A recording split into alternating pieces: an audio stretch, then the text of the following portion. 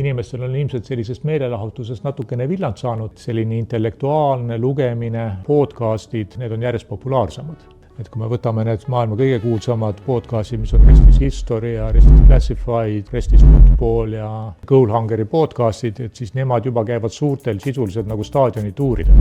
Me näeme, et inimestel on tekkinud intellektuaalne nälg, et me oleme tulnud siis sellisest meelelahutuskesksest maailmast uuesti tagasi. Male on populaarsem, kõik sellised vaimsed tegevused on populaarsemad. Siis on järgmine küsimus, et miks? Sellele miks küsimusele on siis kaks vastust, et üks on selline majanduslik, meil on piisavalt palju raha, et sul on globaalne turg, mis tekitab selle nõudluse ja sellega on võimalik päris palju raha teenida. Rest is History inimesed, nad teenivad 70 000 naela nagu kuus, tegelikult nagu päris mõnus töö, kui mõtlema hakata, et käid ja räägid ja makstakse sulle miljon, sellele muidugi eeldab päris palju sellist akadeemilist tööd, ülikooli õppejõud, kes on siis populaarsed ja suudavad oma mõtted ka adekvaatselt edasi anda. Kui siis vaadata, et ma veel eile spetsiaalselt guugeldasin, et kes on siis maailma müüdud non-fiction raamatute autor viimasel 10 aastal. Tuli välja, et kõige populaarsem on see Atomic Habits, oli seal kusagil müüdud 20 miljoni eksemplariga.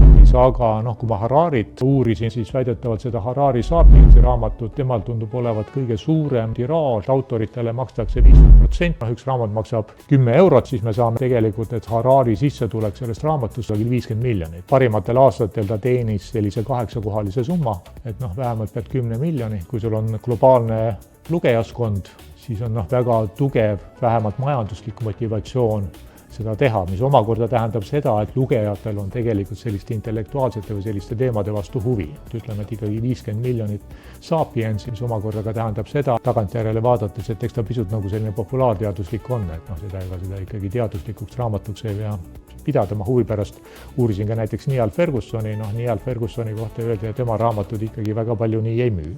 Et kui siis küsida, et kus meil see intellektuaalsus tekib, siis ma arvan, väga palju ikkagi tekib sellest, et meil on seda andmestikku. Meil on huvitavaid andmeid. Kui küsida, et miks ma ise loen, et peamine põhjus on ikkagi see, et need raamatud on huvitavad.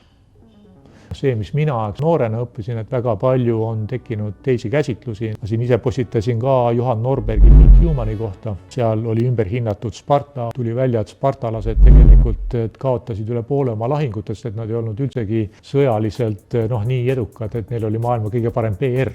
Et nad ei olnud üldse nii vaprad. Thermopyla lahingus ka ei olnud tegelikult 300 nagu spartalast, aga jah, et oli võib-olla 300 spartalast, aga kogu see vägi, eks ole, seal Thermopylas oli 5000. See tulid siis ülejäänud Kreeka polititest. Kõik need intressimäärad, saada seda teada, et tegelikult miks Julius Caesar ja Marcus Antonius Cleopatra juures käisid ja ma pidevalt tahan ka sassi ja tegelikult nad käisid mõlemad seal.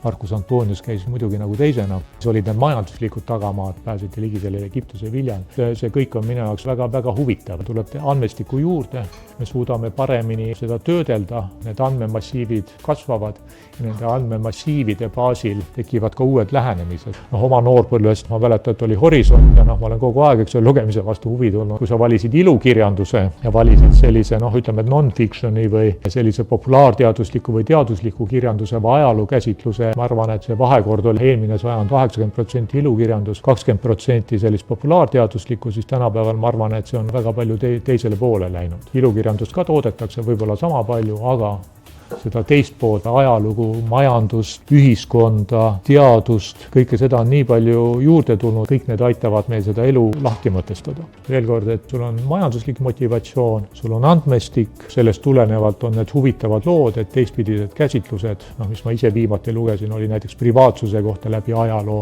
et sa võtad mingi kontseptsiooni, selle kohta öeldakse concept history, võtad mingi kontseptsiooni ja kirjeldad, kuidas siis see privaatsuse kontseptsioon on läbi ajaloo arenenud. See tekitab selle hoopis teise ja huvitava vaate ajaloo käsitlusele, mitte see, et näed, mingil sellisel aastal juhtus selline asi ja oli mingi lahing ja keegi tappis jälle kellegi ära ja sai surma nii palju inimesi ja tuletab jälle mulle omakorda meelde, et Norbergi Big Humanis oli ka huvitav lugu, mis siis maraton on, et maraton on tegelikult ei ole üldse see, et keegi jooksis selle 42 kilomeetrit, et tõesti maratonist Pireusse on 42 kilomeetrit, aga see oli niimoodi, et hommikul Ateena väed võitlesid pärtslaste vastu, võitsid selle lahingu ja siis täisvarustuses kõnniti 42 kilomeetrit, et jõuda õhtul, eks ole, Pärsia laevastiku vastu näidata, et see Ateena armee on seal olemas, et see oli tegelikult maratoni lahing ja kui sa selliseid lugusid loed, et siis on palju huvitavam. Väga raske on näha, milliste teiste vahenditega, kui sul on olemas intellektuaalne uudishimu, milliste teiste vahenditega sa suudaksid sellele intellektuaalsele uudishimule vastuseid leida. Thank you.